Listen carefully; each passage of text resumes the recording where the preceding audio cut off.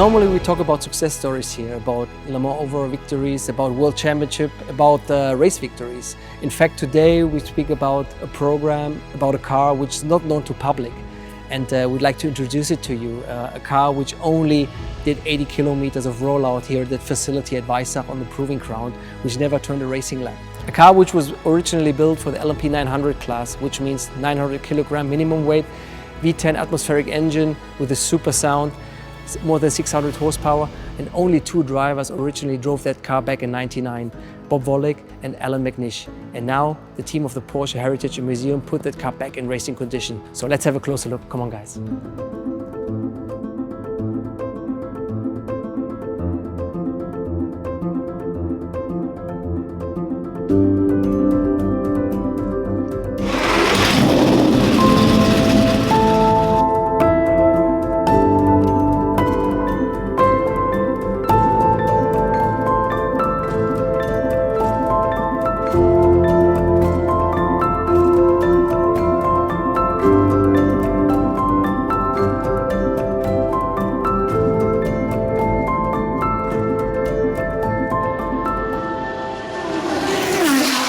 So today is the big day. Here we are at the proving ground at Weissach for the big reunion of the Porsche LMP 2000 crew, the car that never raced. It only did a rollout about 80 kilometers, and all the people, the heroes of the days, are here. The mastermind behind the car, Norbert Singer, former motorsport president, Herbert Ampfacher, and the driver, Allan McNish, who drove that car 25 years ago. And unfortunately, Bob Wollek is not with us anymore. He drove that car as well in 1999.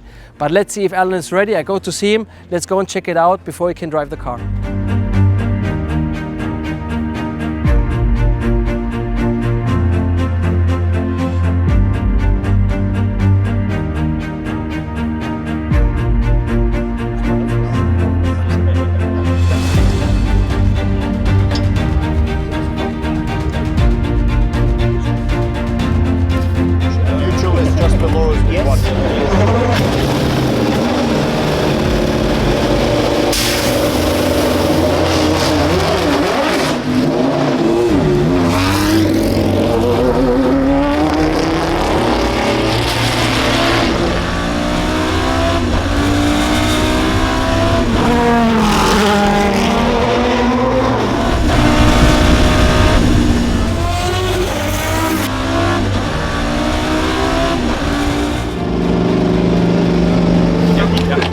It was like I was 25 again. It's fantastic to drive again, and it's fantastic to hear it again, because actually, nearly 25 years ago we drove in here and stopped, and then there's been this big pause, but the car's alive. The car's alive, and you can see the smile on everybody's face, but you can probably see it on mine that it just is, it's fantastic. It's so beautiful. Driving down the back straight, it was the first time I went on wide open throttle, flat out.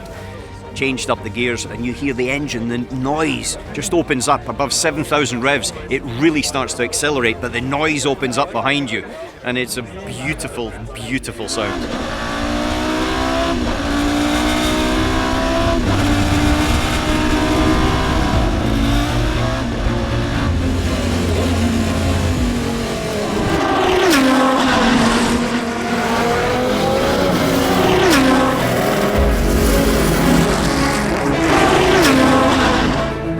For us at Porsche Heritage Museum, this moment is for sure a very special one. So exactly 25 years after the first test laps of the LMP 2000 project, we're back now here at Weissach and to let the car run again. So the car is really considered, even at us, as a unicorn in the automobile racing story. So nobody ever has seen the car at the racetracks, and so this is why we are very happy now to present the car today.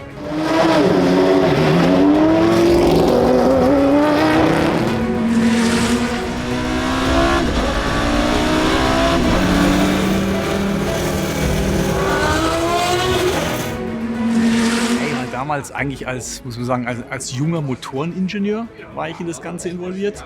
Es war eine sehr, sehr kleine Truppe. Da hat man alles gemacht, von Mechanikentwicklung über die Applikation. Und es war für mich eine tolle Sache, weil es war das allererste Mal, dass ich wirklich bei einem Rennsportprojekt dabei war, was weißes Blatt Papier. Und das war großartig. Also unglaubliche Lernkurve.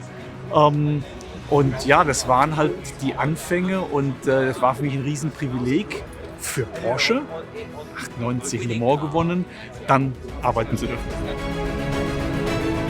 There's two things. One, the faster you go, the more confidence you get from it. And that was definitely clear through the tight areas. It's very, very good on the nose. For me, it's probably about right at the moment. Yeah, but I wasn't attacking into the corner. But it's very positive on the nose, and the sound was just stunning. Amazing, huh? Every time you open the throttle and it goes up to 7 plus, then the sound is... Yeah. You know, you talk about a school reunion, and you go back and you see the people you worked with or were at school with. For me, this is exactly the school reunion. And to meet Herbert Amferer, who was Mr. Amferer then, and Norbert, who was the boss. He was the one that guided us to our Le Mans victory the year before. But also mechanics, and it was just really so cool, because that's what it's about. It's about, you know, what people don't realise is all of the work at these tests and sitting in the factory preparing the seat belts where everything is. You spend so much time as one little team, as one little family, and it's just like coming back straight back into that family.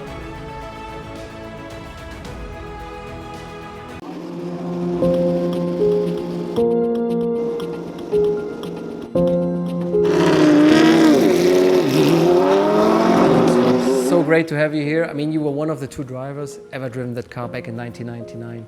So how was it for you today, you know, to be able to drive the car again after 25 years? It was fantastic, Timo, to be honest, because as soon as you drive out onto the circuit, it takes you back 25 years. Just driving the car, feeling how it reacts. And the other thing is as well, having the people here that built it the first time, building it the second time for this special occasion. And it's not every time in your career you get the opportunity to have a 25-year anniversary with something as beautiful as this. Yes.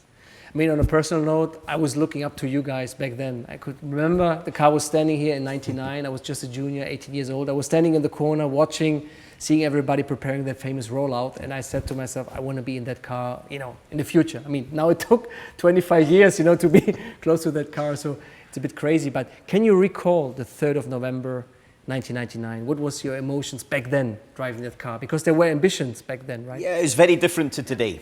Because back then we were thinking about this car as the successor to the GT1, which had won Le Mans in 98. We were going back to race the competition, which was like Cadillac, it was also BMW and an Audi. And so it was really expectation. What was this new car going to be like? What was the first feeling going to be like? And Bob Wallach drove on the first evening, and it was wet and damp. It was a typical November day. In Germany, you want to say? It's a very Scottish day, shall we say. Okay. But it was not your ideal conditions. Yeah. And then the next day was dry, cold and dry. And my first feeling was it reacted, it was alive. The car, everything I did with it, it gave me something. And immediately it suited what I wanted out of it. It suited my style of driving. And that was also something I felt today, 25 years later, that characteristic's still there. Through the 2 kinks out the back, you can make it turn in, you can get onto it, it gives you confidence. And that's what I loved about the first run of a new car, because it gave me an impression what the future could look like. Yes. Unfortunately, with this one, we didn't get to see what the future could look like, but it was fantastic to run it again today. So the potential was straight away feelable for you? Yeah, for me, yes, clear.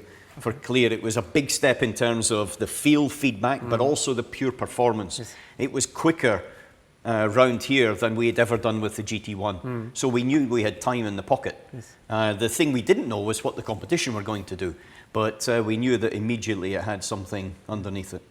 I mean, you won 1 year before, you won Le Mans overall in 1998 with the GT1 98. Completely different rules, completely different car. Completely. Can you talk us through what was the differences, you know, driving this prototype and the GT1? The GT1 was a base of what was a supercar in those days. And now, they were supercars, no question, but it was a road car base. And this was a purpose-built racing car. Effectively, in the era, it was like a Formula One car, but with bodywork over the wheels.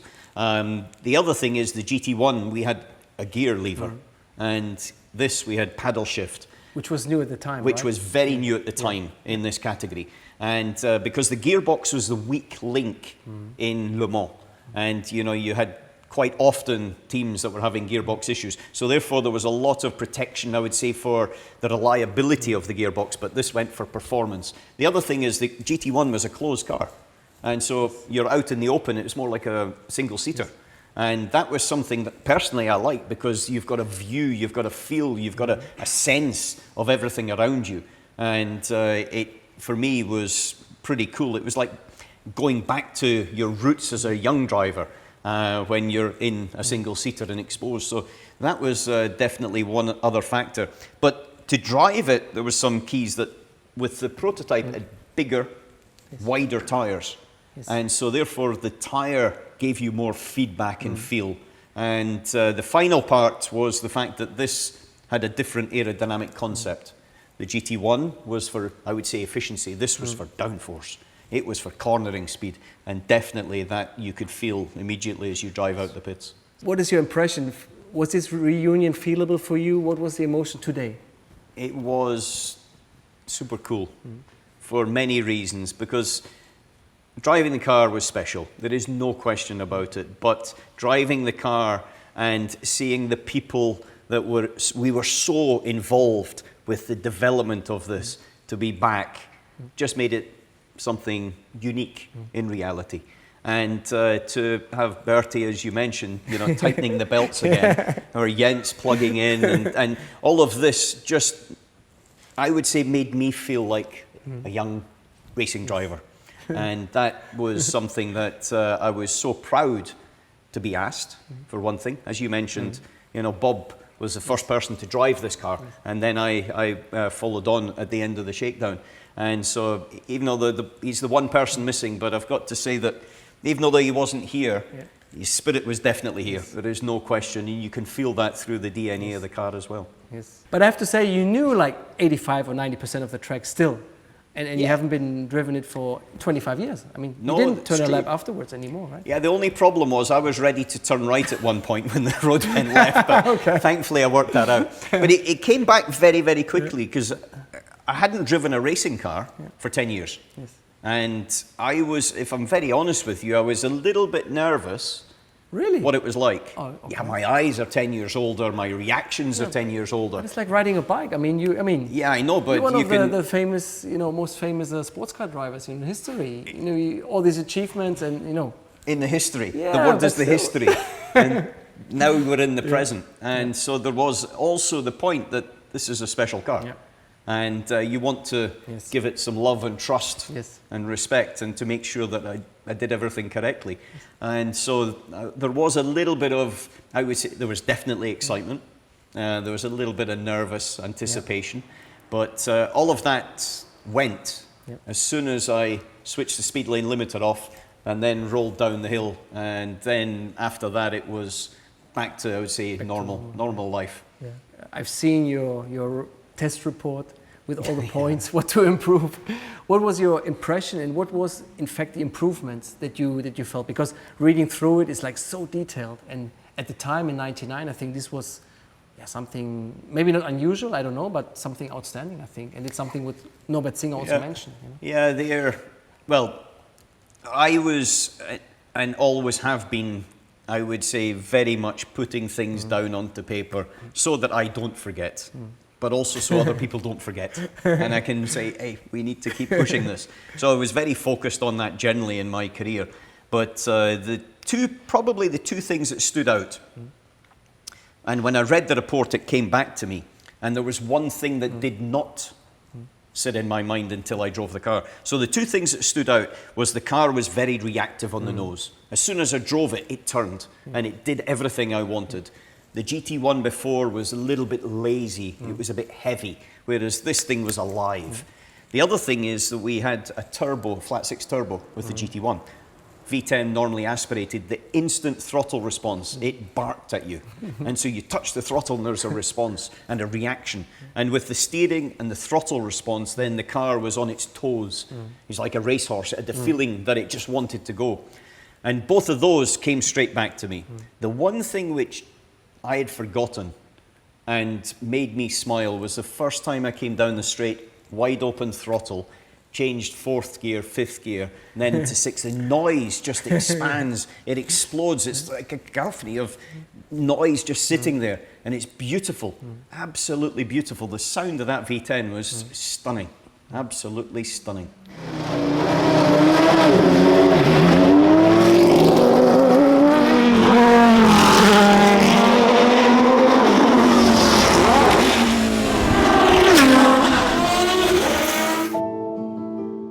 Das war streng geheim, ist richtig. Und der Anstoß kam eigentlich nach dem Erfolg in Le Mans 98, dass man, wenn man wieder nach Le Mans kommt, ob dann der GT1 das richtige Fahrzeug wäre oder ein Prototyp oder ein LMP. Und wir haben da eine ganze Reihe von Vergleichsrechnungen angestellt und kamen zu dem Schluss, dass ein Prototyp bessere Chancen in Le Mans hat als ein GT1. Und zwar, der hatte einen etwas geringeren Verbrauch. Und was er aber hatte, er hatte einen besseren Reifenverschleiß, sodass man annahm, man kann Triple-Stint fahren, GT1 geht nur Doppelstint und durch den Verbrauch könnte man vielleicht eine Runde später tanken.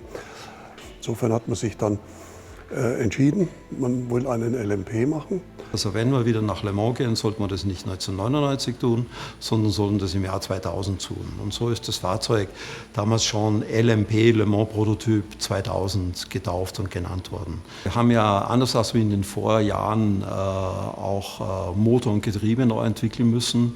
Da mussten Konzepte her, die im Detail dann entwickelt und dauerhaltbar gemacht werden mussten. Deswegen hat das ein bisschen länger gedauert und das erklärt auch, warum wir 1999 geskippt haben.